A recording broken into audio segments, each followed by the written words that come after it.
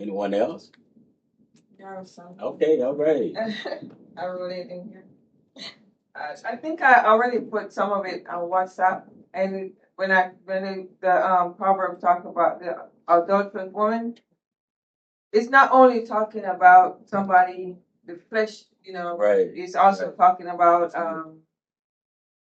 going away or not doing the Father's Torah. Yeah. And it also dawns on me that sometimes people come in here, it happened before, with their knowledge, thinking that they're following the Torah, but they're actually not. And they come in with good words, sweet words, and everything just looks so beautiful on their side, and try to pull away people that's already in the community.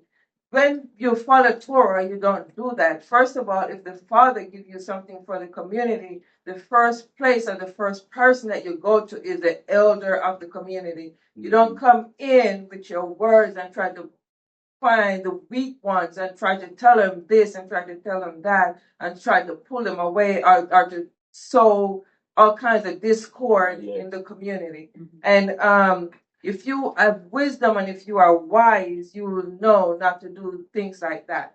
And people who try to do things like that are not following the Torah, or do not have wisdom. Yeah. And that's what, yeah. Amen. Amen. Beautiful.